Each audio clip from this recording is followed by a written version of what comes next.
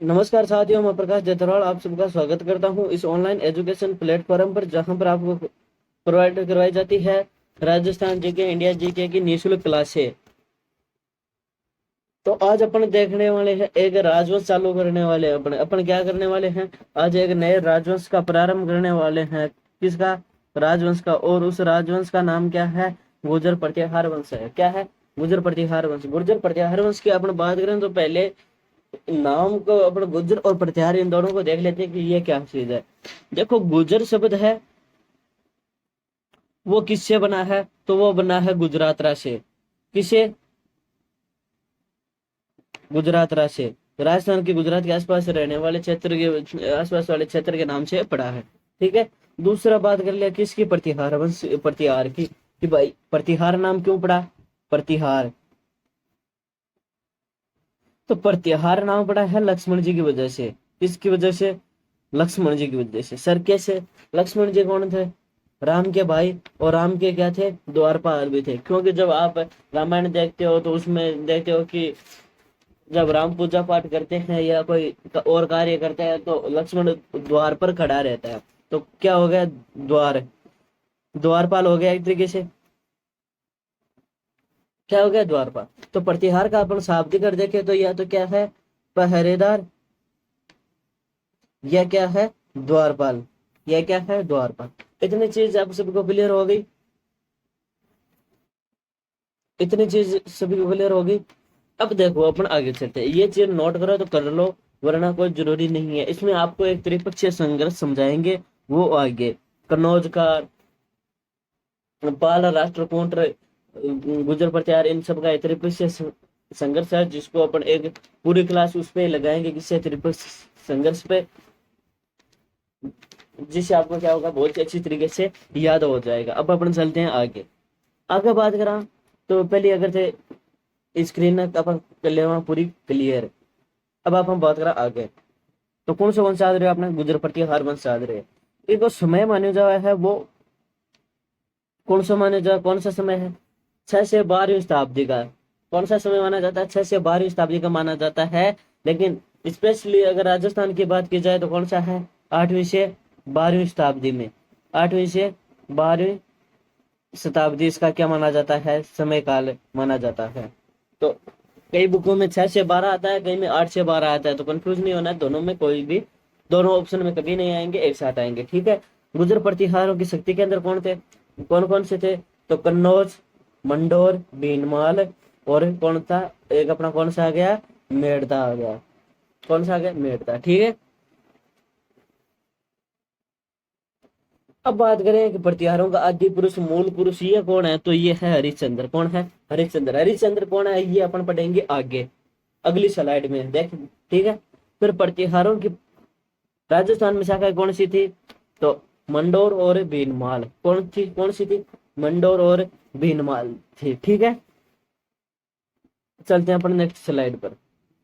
तो अब देख लेते हैं कि कौन राइटर है, कौन इतिहासकार है जो किस जाति से मानते हैं उत्पत्ति के सिद्धांत। एक तरीके से अपन देखो, मैं आपको पिछली क्लास स्लाइड में दिखा देता हूँ। राजपूतों की उत्पत्ति के सिद्धांतों के बारे में पढ़ा था आपको अपने, पहले भी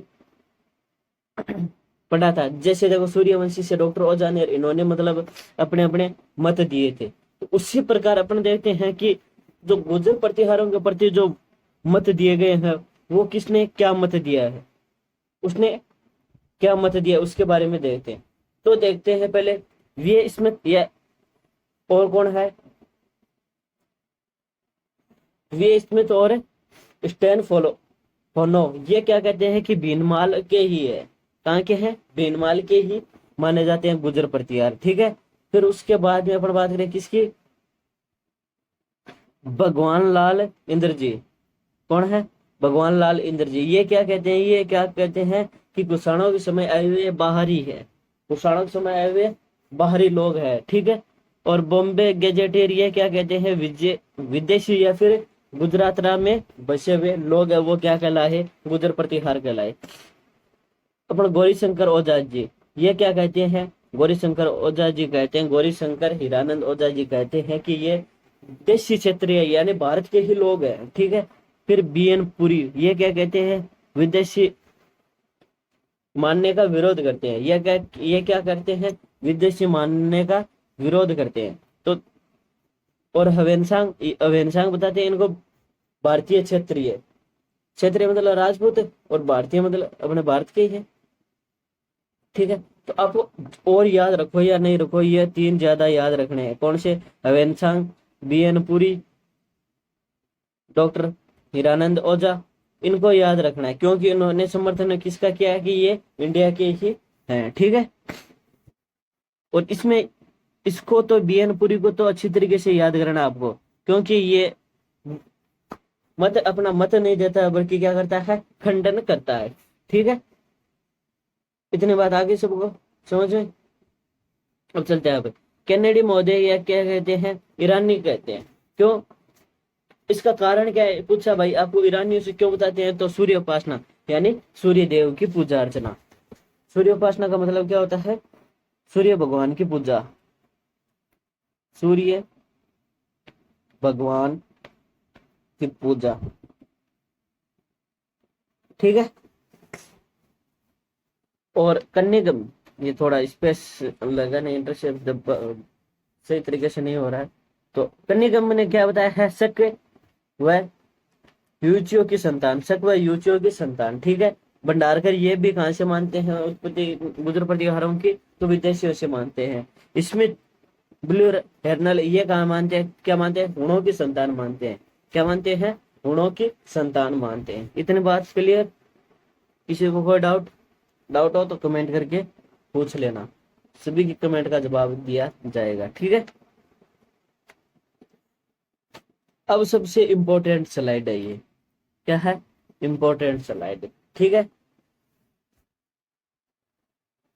गुजरात प्रतिहारों की, जो गुजर प्रतिहार है, इनकी जानकारी अपने दो अरबी यात्रियों से मिलती है। किनसे मिलती है, दो अरबी यात्रियों से मिलती है। इनके उल्लेख देखने को मिलता है, कौन है, तो सुलेमान है और क्या है, अल मसूदी है। सुलेमान ने गुजर प्रतिहारों के लिए शब्द प्रयोग किया, कौन सा, जुर्ज। वैसे तरीके से दिख नहीं रहा है तो मैं यहाँ लिख देता हूँ। कौन सा शब्द प्रयोग किया है, जुर्ज। ठीक है, अल मसूद्दीन ने गुजर प्रतिहारों को क्या कहा है, अल गुजर कहा है। देखो ये तो याद करना सिंपल सा हो गया, अल इसमें भी आता है, इसमें भी आता है। ठीक है, ठीक है, फिर नीलकुंड, और क्या है, नीलकुंड, राधनपुर, देवली, किराड़ू शिलालेख, किराड़ू है ये, क्या है, किराड़ू शिलालेख। किराड़ू शिलालेख में प्रतिहारों को क्या कहा गया है, गुजर कहा गया है। प्रतिहारों को क्या कहा गया है, गुजर कहा गया है। और मुनेत ने गुजर प्रतिहारों की कितनी शाखाओं का वर्णन किया है, तो 26 शाखाओं का उल्लेख किया है। कितनी शाखाओं का, 26 शाखाओं का वर्णन किया है, या 26 शाखाओं का उल्लेख किया है। ठीक है, इतनी बात क्लियर। चलो आगे चलते हैं नेक्स्ट स्लाइड पर। अब मैंने पिछली बार बताया था, पिछली स्लाइड में बताया था कि हरिश्चंद्र आदि पुरुष, मूल पुरुष, जो भी आप मानना चाहो मान सकते हो, तो इनके बारे में तो यहाँ पर वापस लिखा भी आ गया, प्रतिहारों का आदि पुरुष।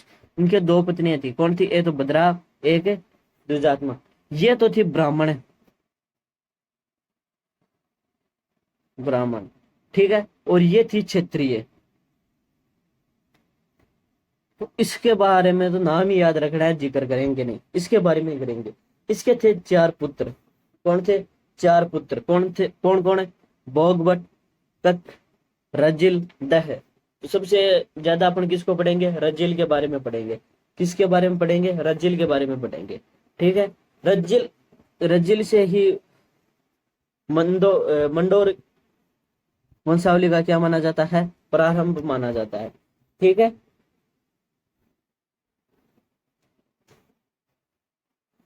इन्होंने क्या किया, उन्होंने बहुत ही अच्छा काम किया। रोहिस्कूप नगर में महामंडलेश्वर मंदिर बनवाया। ठीक है, रजिल के पोते नागपुर प्रथम ने मंडोर से मेड़ता को राजधानी बनाया। मंडोर से राजधानी, पहले राजधानी कौन सी थी, मंडोर थी। मंडोर वंशावली की, रजिल ने मंडोर वंशावली का प्रारंभ किया, तो उस समय राजधानी कौन सी थी, मंडोर थी। लेकिन इनके पोते कौन है, नाग बट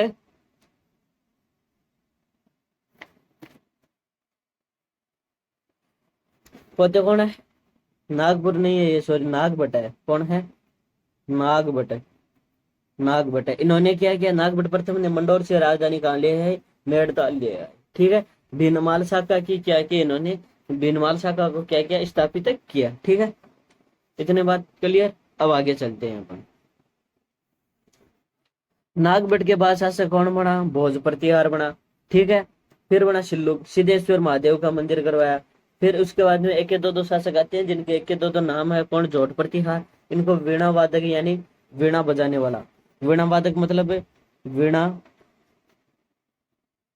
बजाने वाला कहा गया है। ठीक है। फिर कुकुक, इन्होंने घंटियाला शिलालेख में उल्लेख मिलता है। प्रतिहार वंश के कारण नहीं है, कारण है ये बहुत ही दानवीर थे। कर्ण, कर्ण क्या थे? दानवीर थे, इसलिए इनको क्या कहा गया है? प्रतिहार वंश का कर्ण कहा गया है। क्या कहा गया है? कर्ण कहा गया है। तो आज के लिए इतना ही, मिलते हैं एक नेक्स्ट क्लास में। धन्यवाद।